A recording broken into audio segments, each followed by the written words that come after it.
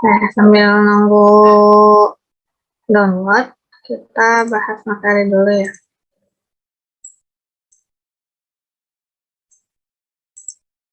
Nah, hari ini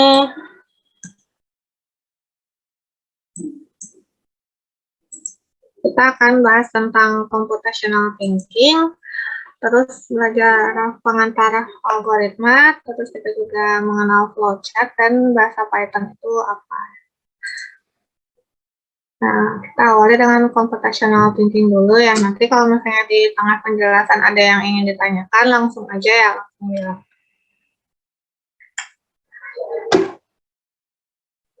Nah, istilah computational thinking pertama kali diperkenalkan oleh Janet Wing tahun 2006 ya, pada Maret 2006.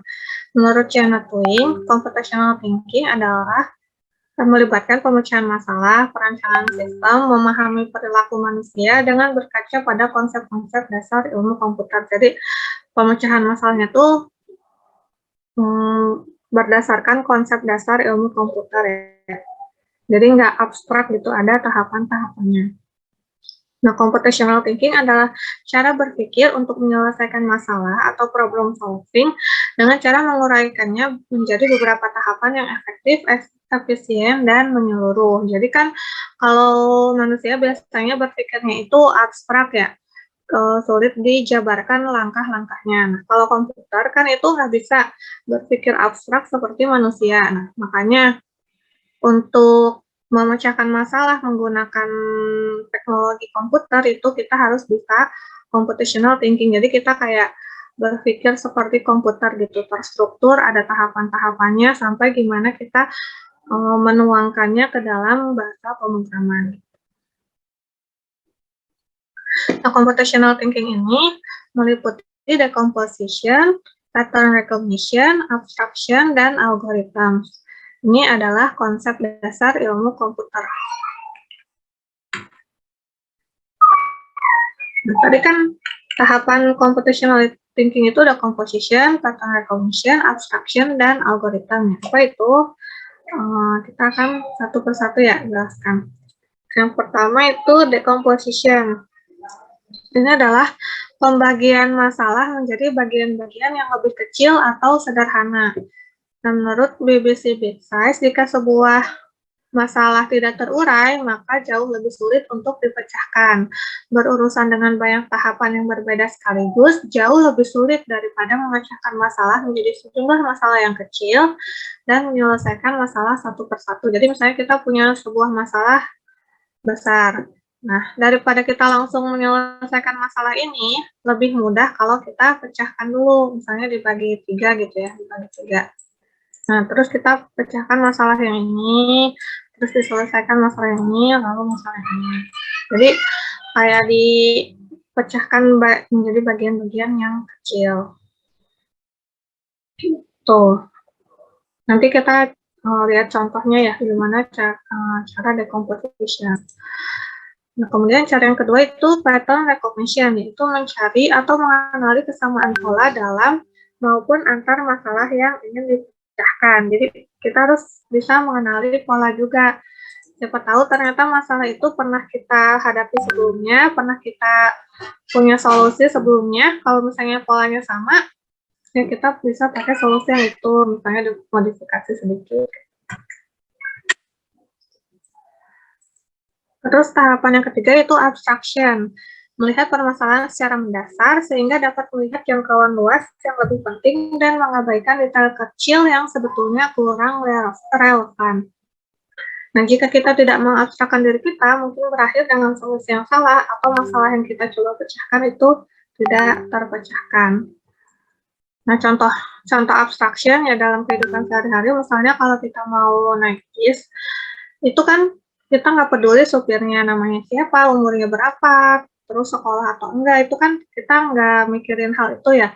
Pokoknya kita naik bis yang tujuan itu sama dengan tujuan yang kita tuju, misalnya kota B atau kota A gitu. Jangan sampai kita salah jurusan gitu ya, salah jurusan bisnya kayak gitu. Itu mengabaikan detail kecil yang kurang relevan gitu, contohnya. Jadi kita nggak mikirin supirnya siapa, umurnya berapa, terus keneknya siapa, umurnya berapa, kita nggak peduli, pokoknya kita ya udah bis yang kita naik itu benar jurusannya, terus kita bayar ongkosnya sekian gitu. Jadi detail-detail kecil yang kurang relevan itu kita abaikan. Nah, bisa jadi kalau misalnya kita terlalu detail, misalnya kayak kita nanya supirnya namanya siapa, umurnya berapa gitu. Jadi kita malah salah solusi, jadi salah jurusan gitu karena terlalu memperhatikan detail kecil sampai tujuan kita yang sebenarnya itu tidak tercapai gitu. Makanya kita perlu abstraction. Terus langkah yang keempat itu algoritma, yaitu mengembangkan sistem, sekuen, atau langkah-langkah solusi yang dapat diterapkan secara menyeluruh terhadap pola yang sama sehingga lebih efektif dan efisien. Biasanya di langkah yang keempat ini kita bikin program komputernya untuk menyelesaikan masalah berdasarkan solusi dari 3 langkah sebelumnya. Nah, dapat dikatakan pula computational thinking merupakan metode untuk menyelesaikan masalah melalui tahapan-tahapan berpikir dalam merancang pengembangan sistem atau aplikasi komputer. Nah, biasanya pengembangan aplikasi dimulai dengan kebutuhan sistem. Jadi, nggak ujuk-ujuk bikin aplikasi ya, tapi ada kebutuhannya terlebih dahulu. Nah, aplikasi itu dibuat untuk memenuhi kebutuhan sistem. Kebutuhan sistem akan menimbulkan banyak permasalahan antara keinginan pengguna dengan programmer atau sistem komputer yang digunakan untuk mengembangkan aplikasi tersebut. Biasanya ketika merumuskan kebutuhan itu ada masalah antara keinginan pengguna dengan programmernya. Misalnya keinginan penggunanya terlalu tinggi sedangkan skill programmernya nggak nyampe atau misalnya budgetnya nggak nyampe segitu. Nah, di situ gimana caranya kita bisa bernegosiasi supaya kebutuhan penggunanya itu terpenuhi dan programmernya juga tidak terlalu sulit untuk membuat programnya. Dan sesuai budget juga, gimana caranya bernegosiasi antar dua kepentingan itu.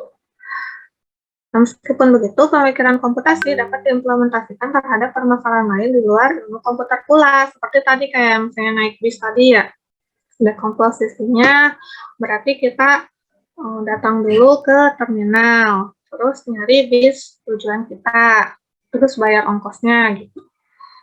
Terus pattern recognition-nya, misalnya karena kita udah pernah naik bis sebelumnya, terus ongkosnya 15.000 misalnya. Ya, karena kita udah tahu polanya kayak gitu ya, kita bayar 15.000 gitu. Atau misalnya karena sebelumnya banyak pengamen, kita siapkan uang kecil kayak gitu. Jadi kita mengenal pola-pola yang biasanya terjadi waktu kita naik bis supaya kita mempersiapkan untuk menghadapi itu. Terus abstraksinya yang tadi yang kita tidak perlu tahu supirnya siapa, umurnya berapa. Contoh computational thinking di luar ilmu komputer ya. Nah, pada tahun 2011, Wing mengubah definisi pemikiran komputasi menjadi ini, computational thinking adalah proses berpikir yang merumuskan masalah dan solusinya, sehingga solusi tersebut direpresentasikan dalam bentuk yang dapat dilakukan secara efektif oleh agen pengolah informasi. Nah, biasanya agen pengolah informasi itu programmer ya, jadi yang mentranslate kebutuhan user ke dalam bahasa komputer. Nah, ini contoh computational thinking dalam pemrograman aplikasi ya. Contohnya ini ada form untuk pendaftaran. Formnya itu terdiri dari nama, nomor telepon atau email, password, dan tanggal lahir, terus jenis kelamin gitu ya. Nah, gimana caranya kita menerapkan computational thinking untuk membuat aplikasi ini? Langkahnya tadi yang pertama kan decomposition ya. Bagaimana cara mengecek suatu form telah diisi oleh user atau belum? Tentunya kita mengecek satu persatu form yang wajib diisi. Jadi nggak langsung ngecek semuanya ya, tapi satu persatu misalnya namanya dulu dicek. Sudah diisi atau belum? Kalau sudah diisi, berarti kita cek yang nomor HP-nya. Kalau nomor HP juga udah diisi, kita cek yang passwordnya gitu. Jadi satu per satu gitu ya, enggak langsung dicek semuanya udah diisi atau belum, kan itu sulit untuk di programnya ya. Kalau misalnya manusia sih lihat sekilas, oh udah diisi semua gitu. Tapi kan kalau komputer kan harus ada tahapan-tahapannya gitu ya, nggak bisa kayak manusia gitu. Jadi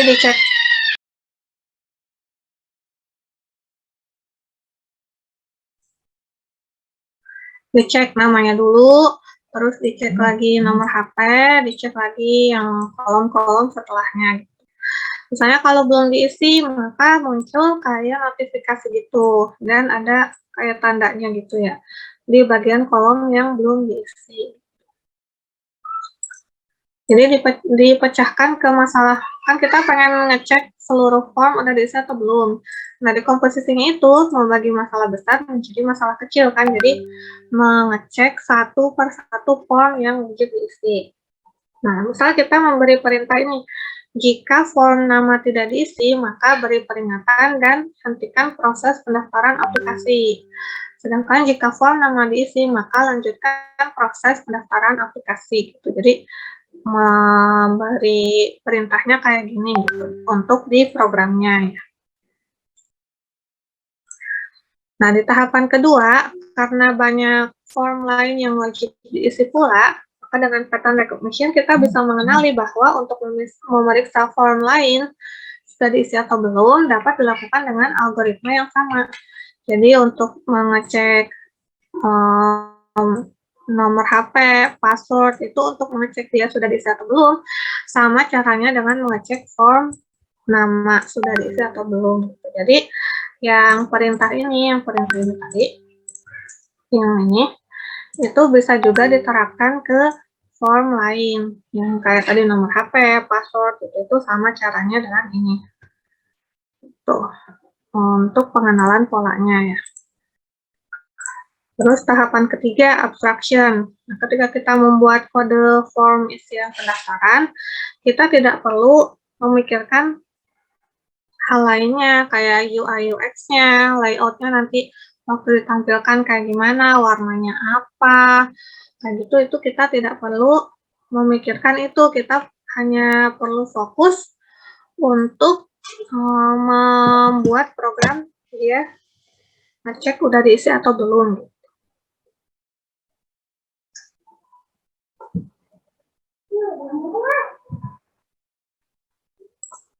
Nah, untuk tahapan keempat yaitu algoritma.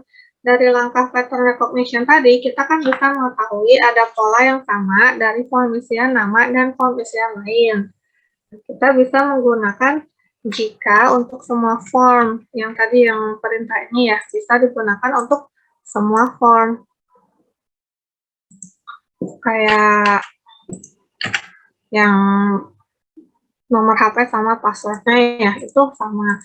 Nah, namun kalau kita di pemrogramannya itu pakai if lagi gitu untuk setiap form, itu kan kurang efektif ya, maka bisa menggunakan looping form. Jadi, yang awalnya kita definisikan dulu kolom mana yang ingin dicek, misalnya nama, alamat, nomor telepon gitu. Nah, di sini bagian loopingnya. Looping itu perulangan ya, jadi kita mengecek berkali-kali apa dia sudah diisi atau belum. Nah, ini tadi yang ini, jika ini itu adalah yang ini ya, yang ini tadi. Jika form sudah diisi, maka tidak diisi, maka beri peringatan. Jika sudah diisi, maka lanjutkan. Itu dituangkan ke dalam bahasa pemrograman itu kayak gini. Jadi, kalau awalnya kita ngecek nama dulu, udah diisi atau belum, terus cek yang alamat, udah diisi atau belum, cek nomor telepon, udah diisi atau belum. Itu namanya looping ya. Jadi, berkali-kali melakukan pengecekan untuk elemen yang berbeda. Ini namanya bukan bahasa pemrograman Python, itu bukan kayak gini ya, tapi ini pseudocode. Nanti kita bahas lebih lanjut apa itu pseudocode. Jadi kayak kode bohong-bohongan, bukan kode yang bisa di running di komputer.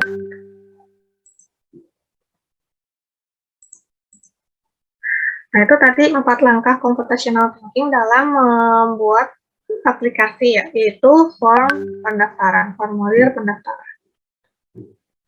Nah, tadi kan dibilang juga computational thinking itu bukan hanya di pemrograman, tapi bisa juga dilakukan di kehidupan sehari-hari. Nah, ini contohnya. Misalnya untuk mengerjakan tugas kuliah. Nah, langkah pertama itu decomposition. Dalam mengerjakan tugas, tentu kita pecahkan dulu masalah besar menjadi masalah kecil, seperti kayak milih urutan tugas yang dikerjakan, misalnya tugas mata kuliah A dulu, baru B, terus C. Terus menyiapkan bahan tugasnya kayak makalah yang harus dibaca, atau misalnya pulpen, kertas, laptop, itu disiapkan dulu.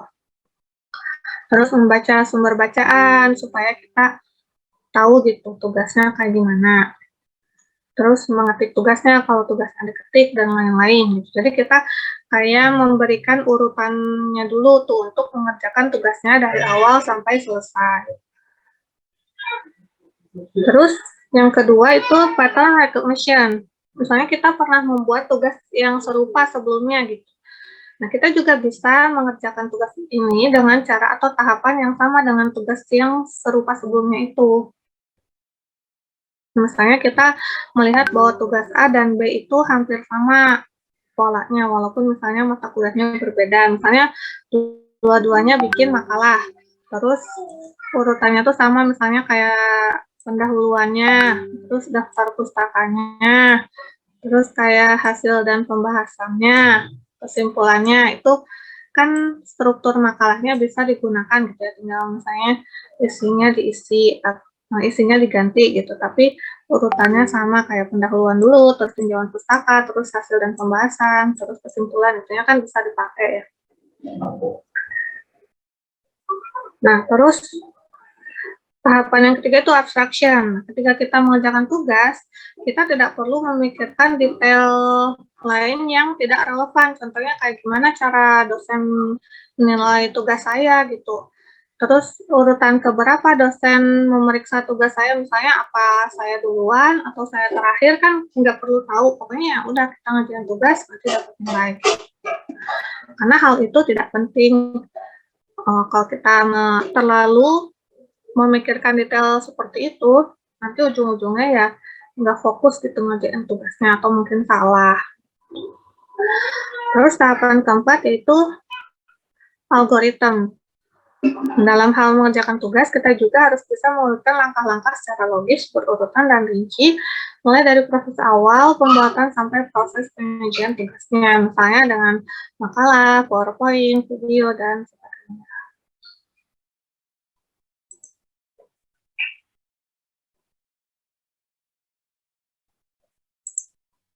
Itu contoh computational thinking dalam kehidupan sehari-hari. Jadi untuk menerapkan computational thinking di pemrograman, mungkin kita bisa berlatih computational thinking di kehidupan sehari-hari. Contohnya kayak mengerjakan tugas, terus tadi naik bis, ya, terus misalnya hal-hal lain gitu.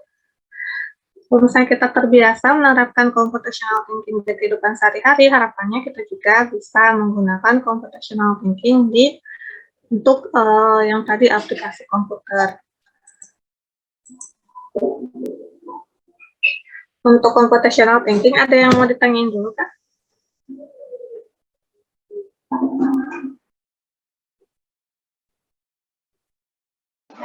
Kayaknya Bu, kalau untuk itu belum ada Bu. Cuman mau nanya yang masalah download-download tadi Bu. Oh ya, kenapa? Nah, izin ya Bu ya. Ya, Untuk Windows 11 dengan bit 6, itu downloadnya yang mana ya Bu ya?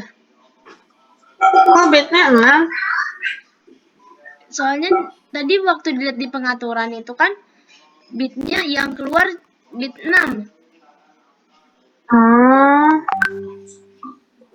Harusnya kalau nggak 32, 64 sih. Iya, makanya tadi bingung mau download yang mana. Coba boleh dikirim nggak screenshotnya ke WA? ke WA ya Bu. Oke. Ntar ya Bu. Ya, nanti aku cek. Ada yang lainnya yang mau ditanyain? Ibu habis download Python-nya itu download apa lagi ya, Bu? Tadi yang text editornya boleh pilih yang Notepad++ atau Visual Studio atau yang ini. Boleh pilih salah satu ya. Tapi aku pakainya yang Notepad++. Oke, Bu, makasih. Ya, Linknya aman, Bu? iya. Tadi linknya yang di sini. Oh, yang Notepad-nya.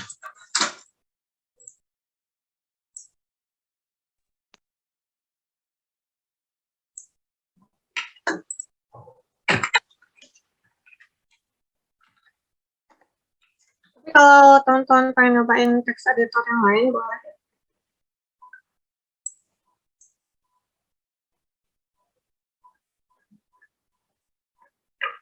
Dan ada yang ini. Nah, di download. Ini yang untuk 64 bit, ini yang untuk 32 bit. Bu, itu bedanya apa, Bu, dari yang lain, Bu? Oh, kalau aku kan komputernya lemot banget ya, jadi ini lebih ringan sih. Kalau yang Notepad++. Oke.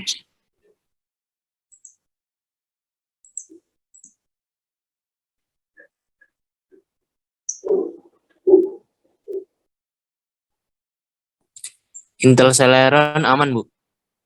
Ya apa? Laptopnya Intel Celeron. Aman nggak, Bu? Intel Celeron tuh apa? Ini Bu di bawahnya. Prosesornya, Bu. Itu, Bu. Intel Celeron yang dipakainya, Bu. Oh. Tapi itunya sistem operasinya apa? Gimana, Bu? Sistem operasinya Windows. Iya, udah terbaru. Oh, ya nggak apa-apa. Terus itunya 64 bit atau 32 bit? Ibu, Ibu itu 32, Bu. nomornya Ibu nggak ada WA-nya Bu ya? Ada kok.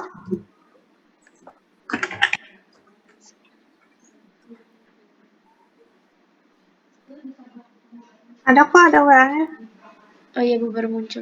Maaf Bu.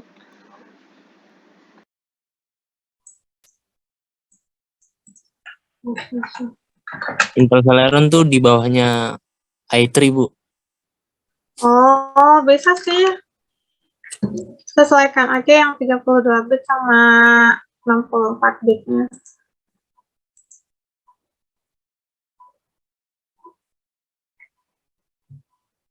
Udah di-download.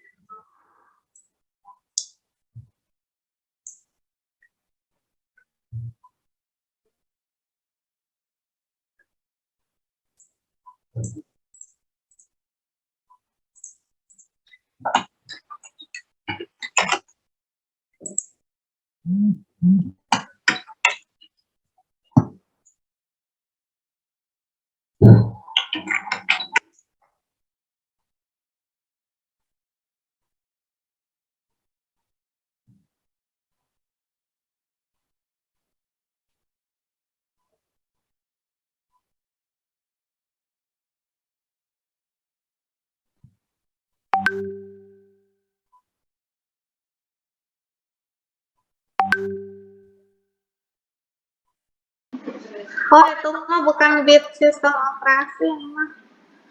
64 ya Bu ya? Iya. Ini mah bit itu apa sih yang layarnya? Maaf Bu, makasih Bu. Ya.